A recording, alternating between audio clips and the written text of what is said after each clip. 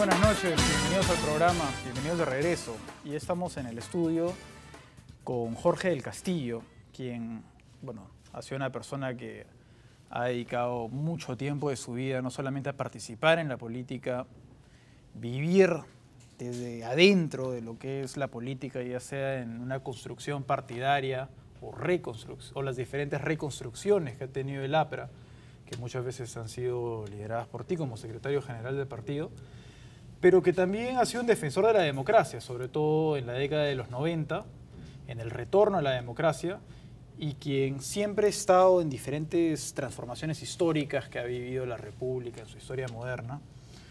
Y me gustaría invitarte, y estás acá, te he invitado además más de una vez a este programa, para poder analizar un poco lo que estamos viviendo en este momento. Creo que tú tienes una visión interesante porque no solamente estamos hablando de dos partidos de derecha con propuestas similares que están compitiendo por ver quién llega a la presidencia, sino además que uno de esos partidos ha sido un partido del cual tú has sido un ferviente crítico, que es el fujimorismo. ¿Cómo ves el fujimorismo el día de hoy?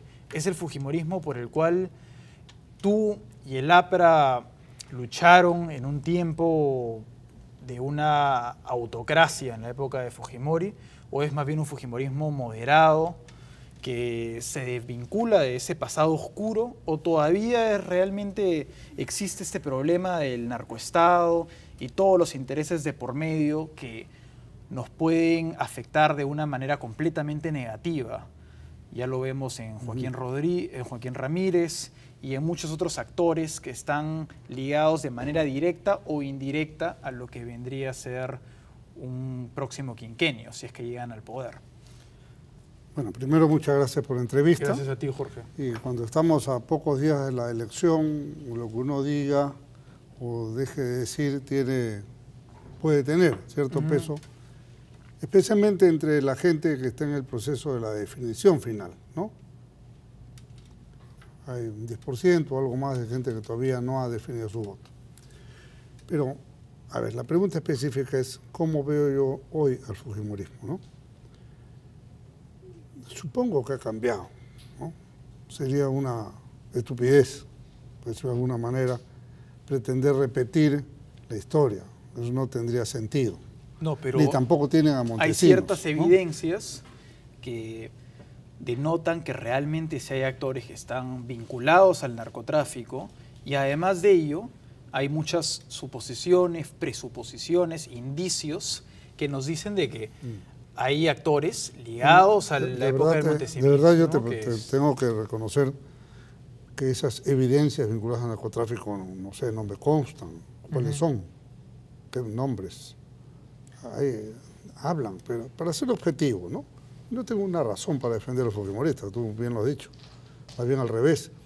Yo acudí al juicio de Fujimori en la Corte Suprema, en la sala presidida por el doctor San Martín. Y yo dije, esto fue un narcoestado. Y puse las evidencias concretas. Yo no las veo que se repitan ahora, te lo digo sinceramente. Hay elementos de otro orden, digamos, ¿no?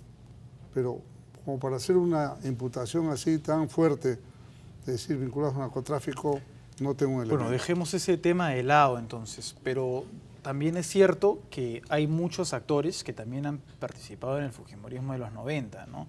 Ya sea Pepe Klimper o Yoshiyama, ¿no? Sí.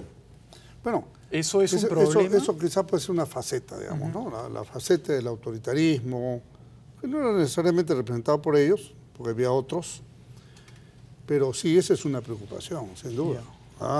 Sin duda, ¿no? Y se agudiza la preocupación cuando tienen 73 parlamentarios, porque, oye, es una mayoría absoluta. Entonces, va a depender de cómo administren esa mayoría si son gobierno o cómo la administren si son oposición. Nadie ha dicho, la cosa no está definida todavía. Los días que faltan son casi un largo plazo. Se pueden cometer errores o aciertos en la campaña que pueden cambiar completamente el sentido de la votación o de lo que uno supone que es la votación ahora. Entonces, y por último, las encuestas no necesariamente tienen que acertar, ¿no? O sea, que creo que en este tema hay que manejarse también con mucha prudencia. Pero sí, obviamente, tenemos preocupaciones del fujimorismo en cuanto a algunas tendencias o repetición de algunas actitudes del tiempo pasado, ¿no? Sin ninguna duda, por supuesto que sí. Entonces decía, que sepan administrar esta mayoría es una verdadera prueba de fuego. Ejemplo, ¿van a copar todos los cargos directivos del Congreso? ¿Van a compartir su mesa directiva? ¿O la presidencia de la mesa se la van a dar a alguien de oposición? Son preguntas concretas. Hay algunas cosas que yo diría que habría que resolver y habría que cambiar y habría que acordarlo antes de. Por ejemplo, recordamos la relación conyugal, ¿no? La relación conyugal, que no solamente es la conyugal, sino de los hermanos y los parientes cercanos, etcétera, está prohibida por ley, pero no por la Constitución. Entonces, lo que está prohibido por la Constitución es la reelección presidencial directa, pero no está indirecta. Entonces, por ejemplo, sería muy interesante modificar el artículo 112 de la Constitución para incorporar esas prohibiciones que ahora están en la ley orgánica y con la mayoría que tienen la podrían en un día cambiar. Entonces, el fujimorismo tendría que preocuparse por dar esta serie de garantías y candados contra el miedo de sus propios excesos, ¿no? Así que ese es un punto bien interesante porque no queremos la sorpresa de que Kenji es el próximo candidato, ¿no? Entonces ya se confirmaría el terror de una dinastía. Y digo terror porque eso no es completamente antidemocrático, ¿no? Que, bueno, ahí tenemos un punto. Para regresar al tema del narcotráfico, Sí. que lo quise dejar de lado un rato, no lo quise evadir completamente. Hay esta bomba de tiempo, ¿no? Que es Ramírez, Joaquín Ramírez. O sea, este no es una persona, tú en ese momento dijiste que si bien es cierto es que no hay evidencias exactas, hay gente que dice de que al día siguiente que la DEA negó las investigaciones a Keiko, se filtraron cierta información que decía que evidentemente este personaje sí estaba investigado, ¿no? La Procuraduría ya lo viene investigando desde el 2014, porque no hay una relación entre sus bienes actuales, las personas jurídicas, sus bienes iniciales, los departamentos en Miami de más de $2 millones. Y todas estas cosas que ya vienen desde antes, ¿no? Y que ahora se han, digamos, han explotado. Esto es ¿tú lo ves como un problema? O sea, las encuestas que hay ahora, digamos, si bien es cierto es que no demuestran que le ha afectado a Keiko Fujimori, es porque quizás es un fenómeno al estilo Capitán Carlos que no le afectó mal a todas estas acusaciones, o a tu forma de ver la política, y seguramente me vas a decir que en este momento cualquier cosa puede pasar y que no puedes predecir nada, pero tú eres una persona que has visto la política desde dentro. Quizás sea un efecto que pueda tardar en tener un impacto real. Por ejemplo, Acuña, ¿no? Salieron todas estas cosas del plagio, todas estas cosas que lo vinculaban, incluso con el narcotráfico, para retomar el tema inicial, que tardaron 2 o 3 semanas a que él baje de un tercer lugar en las encuestas a casi 1%. Bueno, pero ¿no? Acuña pues era flagrante, ¿no? Ahí estaba el libro copiado, estaba la tesis copiada, estaba... ¿Tú crees que a estas alturas...? Estaba que le pegó a la mujer, la tiró del segundo piso, o sea, eso era demasiado. Y yo creo que más bien la alianza de PPK con Acuña lo ha hecho perder puntos. Están las encuestas, no es una cosa mía. Y dicen que sobre todo en el norte, irónicamente. En las encuestas lo hacen perder puntos.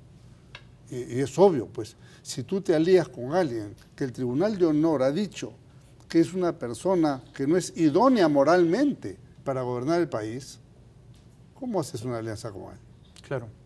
Me parece un error de estrategia, pero brutal, ¿no? Por último, ha podido apoyarlo, pero no tomarse la foto, ir a visitar a su casa. Y de paso no fue a la casa de San Juan de Lurigancho, que era Bamba, sino fue a la de la 1. Hace un momento estábamos conversando antes de entrar al set. Sí. Y tú me dijiste que sería interesante hablar de los prospectos del nuevo Congreso. Sí, claro. Tú vas a ser congresista. Sí. ¿Cómo ves este nuevo Congreso? Bueno, dejando de lado el tema de la mayoría fujimorista, ¿cuáles son las cosas en las que tú, Jorge del Castillo, te quieres desempeñar? ¿Cuáles son, digamos, ¿Cómo ves este Congreso? ¿Se va a poder trabajar Bien. con...? Hay una experiencia que saco de mis 5 años de estar fuera del Congreso. Ya. Cuando uno sale a algo, tienes la posibilidad de mirarlo Desde de afuera y tener... Claro, Entonces, tú has sido espectador y partícipe, ¿no?, de la política. Yo estaba, la política no la he dejado, lo que pasa es que no estaba en el Congreso. Ajá, Entonces, evidentemente. mirando las cosas de afuera, primero veo que este Congreso confío que sea mejor que el anterior. Ya, peor que el anterior ya... Con mayoría fujimorista y todo. Parecía imposible. Sí, con mayoría fujimorista y todo, creo que hay una mejora cualitativa del Congreso. Ahora, hay del fujimorismo, como han entrado en aluvión, tampoco se sabe, esto puede venir carne con hueso, ¿no es cierto? No sabemos. Pero vamos a ver el beneficio de la duda. Pero, digamos, me preguntaron el otro día cómo me fue. Y le digo, me fue bien, pero además regreso con una enseñanza. Uno no puede perder el tiempo. Si el pueblo te da la oportunidad de servir a tu país 5 años más, pues no puedes perderte el tiempo de estar peleando como perro y gato. Por eso no me ha gustado mucho, te digo sinceramente, que en el debate presidencial, espero que no se repita el domingo, bueno, era un cruce de lanzas, ¿no? Claro, eso es para la tribuna, ese es el efecto, ¿no es cierto? Tampoco no fue lo equitativo, ¿ah? Había, digamos, Keiko Fujimori estaba atacando constantemente a Kuczynski con cosas que ni siquiera venían al caso. Hablaba de Martín Vizcarra. Martín Vizcarra fue la persona más dañada y más atacada de todo el debate. ¿Y por qué no le contestaron oportunamente? Después de 5 días, el debate se dio el domingo y estamos martes, o sea, lunes, o sea, el segundo día, los 48 horas... No, faltó 500 días al Congreso. ¿Y por qué no se lo dijo en su cara en ese momento? ¿Te das cuenta? O sea, yo noto que a PPK, que es una estupenda persona, yo le tengo un enorme respeto, ¿no? Y él me... Debieron llamar a Poppy para que debata contra Keiko. No, a locos no. A gente seria, ¿no? A tarados menos, a gente seria. Hay gente que tiene experiencia, que le puede decir, oye, mira, ve, a ti te pueden preguntar A, B, C, X. Poppy ahorita está en España. Tú tienes que no sé dónde estará, pero no tiene, es un personaje que no tiene importancia. Evidentemente le pagaron su pasaje, venga a fregar y se regresó. A García... Pero no tiene importancia, eso no tiene importancia. La importancia ahora es quién va a asumir la presidencia del Perú. Y entonces yo creo que ahí en el debate faltó reflejos, ¿no? Faltó reflejos. Entonces no es que tienes que tener tu programa, si me dice A yo le contesto B, si me dice Z le contesto X. No. Uno en la cabeza la tiene, ¿te das cuenta? Todas las alternativas. Keiko ganó el debate político, si lo quieres poner así, y el debate de propuestas quizás lo ganó Kuczynski, ¿no? Pero ¿no te parece que fue un problema haber caído en esto, en ese tema de los ataques? Sí, claro. Y haber dejado lo sustancial, lo que es realmente importante, completamente de lado. Porque ha podido, en fin, hay diversas formas de poder responder el tema, pero finalmente se cayó. Claro, para la tribuna, perfecto, muy bien. Pero era obvio, ¿no?, que una de las actitudes que podía tomar Keiko en el debate era atacarlo. Y no tuvo las respuestas rápidas. En una sola respondió muy bien, ¿no? Se desarrolló muy bien el doctor Kuczynski cuando habló de energía, cuando habló de temas económicos. ¿Se está victimizando PPK en ese momento? Él no creo que tenga que recurrir a eso, ¿no? Es un hombre... Parece un poco a través de su cuenta de Twitter. Bueno, no sé, eso no lo he visto, pero aquí lo importante es, creo que él es una persona seria, responsable, pero que le ha faltado equipo, si tú quieres, ¿no? Le ha faltado equipo. En fin. Ahora, a mí algo que me sorprende, quizás no se ve de forma tan evidente contigo, tampoco tendrías por qué hacerlo, es que veo a un partido aprista que más bien parece estar más amistado con el fujimorismo, ¿no? Yo esperaba que el APRA, digamos, tome una posición... ¿Pero de quién, por ejemplo? Fuerte en contra del fujimorismo. Nombres. Bueno, si quieres que sea tan explícito, que es algo que no quería hacer, ¿no? tuve a Mauricio Mulder acá en el canal y más bien junto con Pedro Espadaro, y más bien lo vi completamente de acuerdo con él, más bien parecía que después iban a un bar a tomar algo. ¿Pero por qué no? Si se van a un bar y toman algo, eso no quiere decir que va a votar por él. Yo me puedo tomar una caja de cerveza con alguien y no estuvieron de acuerdo en la que... mayoría de cosas, ojo. Yo más bien estoy hablando con alegorías, pero estuvieron Yo no creo de acuerdo así. Si ve los twitters de muchas Mauricio cosas. por ahí. Pero mira, ve, Finalmente, el partido ha dado libertad a sus militantes, digamos, ¿no es cierto? ojo, si algunos se dan quiero a favor de quiero Keiko, terminar mi punto sí, con algo muy breve. A lo que yo iba es que el APRA ha mantenido una posición antifujimorista por mucho tiempo. Ya. Y ahora hay muchos analistas que dicen de que más bien el APRA y el fujimorismo tienen muchas cosas en común, tienen muchos intereses en común. Ojo, no estoy hablando de cosas que van más allá de los intereses de la nación. Simplemente lo que estoy hablando es que más bien veo una cercanía del APRA al fujimorismo. Y quiero ser muy claro con esto, no estoy tratando de hablar de temas que... Me cargo de secretario general y yo no he dado una palabra a favor del fujimorismo ni de nadie, tampoco, ni de PPK. No lo ha hecho Alan García, presidente del partido. No lo ha hecho Marcos Saga. Yo no estoy hablando de alianzas ni tampoco estoy... Ahora, que apristas digan eso, hay apristas para todos los gustos. Jorge, no estoy hablando de ningún tipo de alianza ni en algún acercamiento íntimo, si quieres que sea más explícito. Lo que estoy diciendo es que Los yo esperaba que... íntimos son los de la Unión Civil, nosotros no.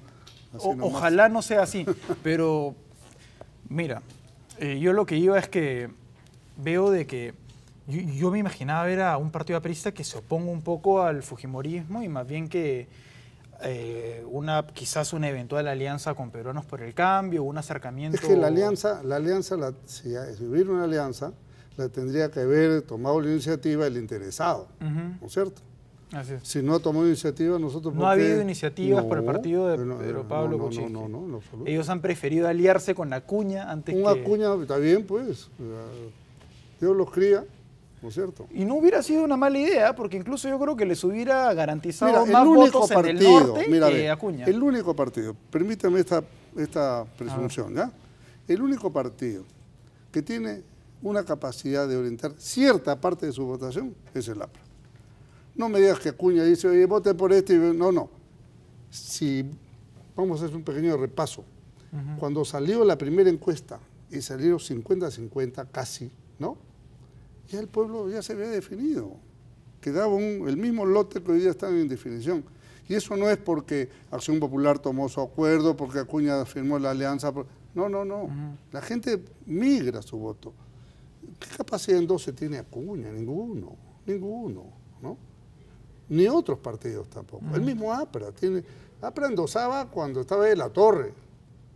Y así se eligió a Prado, y así se eligió a Bustamante Rivero. Estamos en otros tiempos, pero todavía queda un sector que uno puede orientar el voto, ¿no es cierto? Bueno, pero si no nos lo piden, no tenemos que nosotros ir a regalar nuestro voto a nadie. Bueno, Jorge, te agradezco mucho por estar acá nuevamente en el programa. Y pues, sobre todo, me alegra haber visto tu posición sin pelos en la lengua, a tu estilo, ¿no? Te agradezco por estar acá y pues ojalá podamos tenerte la próxima semana para hacer un análisis de la segunda vuelta. Un análisis final. A ver. Muchas veces en política, la víctima, por eso me hablabas de victimización, puede ganar algo, ¿no? Siendo víctima real o haciéndose la víctima. Pero los grupos que a veces... ¿Es signo de debilidad? Puede ser también, por eso hay que saberlo hacer, pues para eso está la inteligencia y la experiencia, ¿no? Pero a veces hay grupos que con el argumento de que, por ejemplo, el grupo no a Keiko, ¿cuántos votos le ha dado PPK? No le ha dado nada. Nada, pues. Al contrario, lo hace perder el voto conservador. Vos, obviamente.